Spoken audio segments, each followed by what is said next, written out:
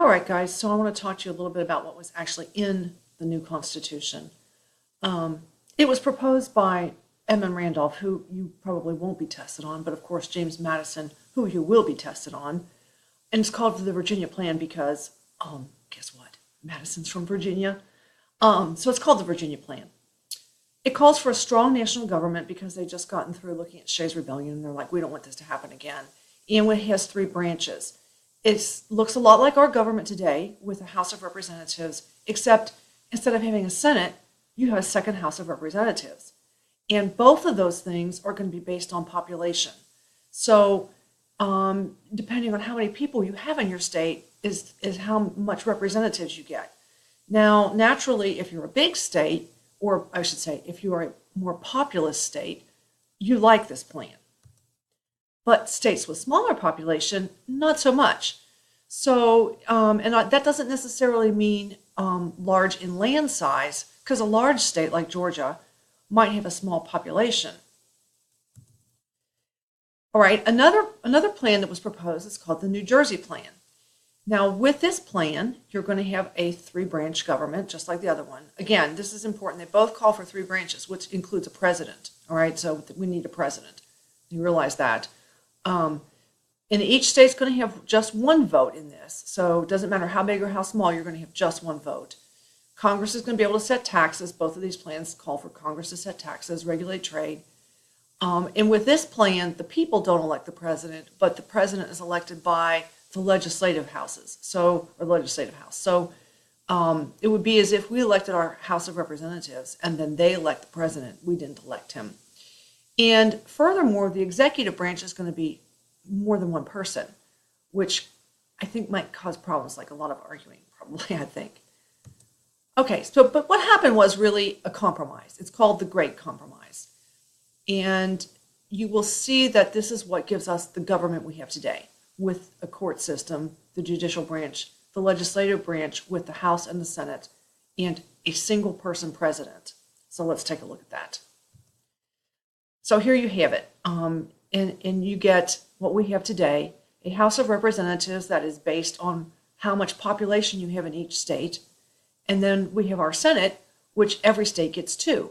No matter how big or small you are with population, you might be Alaska, that doesn't have very many people, but big in land size, so you get two senators. Or you might be New York, which is not nearly as big as Alaska, but you have lots of people, so you still get two senators. So you have one that's based on population and one that's based on just whoever you are, you get the same amount too. Now, I want to talk a little bit about the Three-Fifths Compromise because they had to deal with this problem of slavery because the northern states don't so much like it.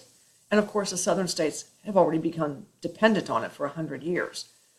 And there's a disagreement on how to count slaves because if you're going to have one house of the legislature dependent on population, the southern slaves want to count, or the southern states want to count those slaves for their population. And they're like, yes, okay, let's base it all on population and we'll count all those slaves. It'll be all wonderful. This is going to be happy for us. And the North says, no, hold on a minute, not so much.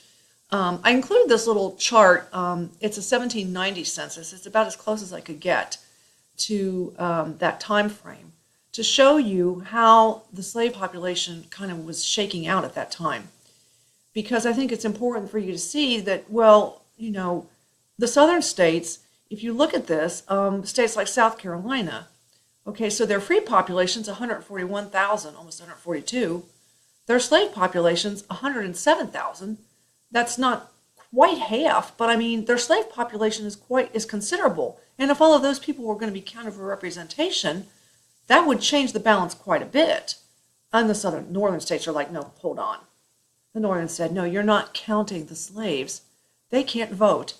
And if they can't vote, they should not be counted. But if you want to let them vote, sure, go ahead, we'll count them. Of course, the South is not going to sit still for that. They're not going to have these people voting. They're not going to give them any kind of rights.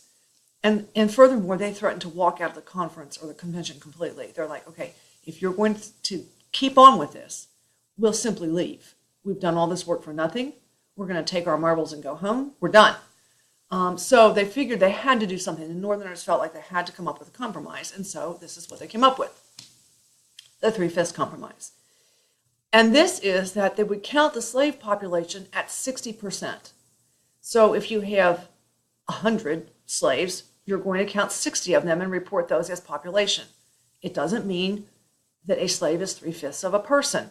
It simply means in that state, for total population, of your total population of slaves, you're going to count 60% of them. All right.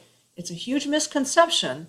And I just think it needs to be cleared up because it never meant 3/5 of a person. It meant 3/5 of the total population. All right. That's still not good, but it's the best they could get by with at the time. All right. Most northern states had already banned the slave trade. I don't want you to confuse this with banning slavery. It's banning the trade of slaves. In other words, bringing slaves in from Africa or from any other place. I mean, they didn't always have to come from Africa. You could bring them in from Jamaica or somewhere else where they had already been enslaved, but you're transporting them to America and then trading in them. So most northern states have already banned that. And they want to get rid of it everywhere. They're like, okay, this is like one little baby step we could put on this to stop this in some small way. But they agreed to leave slavery itself alone, okay, completely. The trading in it, all of it alone until 1808. And in the year 1808, they said, no more bringing slaves into the country. We're going to leave slaves alone where they are, but you can no longer bring slaves into the country. You cannot bring in people and sell them. No more. You can have them here, but you can't bring people in from outside the country and sell them. You will notice me being snarky here. I have no idea why 1808 is a magical date. That's why I've got my little magic fairy wand down there. I've tried to do some research and figure out why they picked the year 1808. I cannot figure it out, so I just put my magic fairy wand down there. That's the year they picked. Okay, so we do have a Bill of Rights in our Constitution, and we're going to go really in depth on that in the next section about how we get that and why we get that. But for right now, you need to know that George Mason, and he, I think, is going to show up on a test. I don't know if he'll be on the STAR test, but he might show up on one of our tests. He's from Virginia. And he proposes adding a Bill of Rights to the Constitution. And this is put in place to limit the powers of the government, to make sure people get their rights and to limit the government powers. And he doesn't just dream this up. He's not making it up out of thin air. Remember, they have experience with the English Bill of Rights. And so they think, well, we would like to have an American Bill of Rights written into our Constitution. So he's got this idea for this. But the people at the convention are so happy with the wonderful job they've done, and they've been there all summer. They're like, no, we don't think a Bill of Rights is necessary. We've just created the most wonderful piece of government that you've ever seen. And so we're going to go ahead and sign off on this how it is. And we're going to send it out to the states and see how they like it. The states are going to vote up or down on it, and we'll see how they like it. And again, only 9 out of 13 need to vote yes, okay? It doesn't have to be all of them anymore. In the old Articles of Confederation, in order for anything to be changed, it had to be 100%. Remember, Rhode Island was the one holdout at this one point. But now, only 9 of the 13 need to vote yes as far as signing off onto this thing. So we'll see how that works out for them.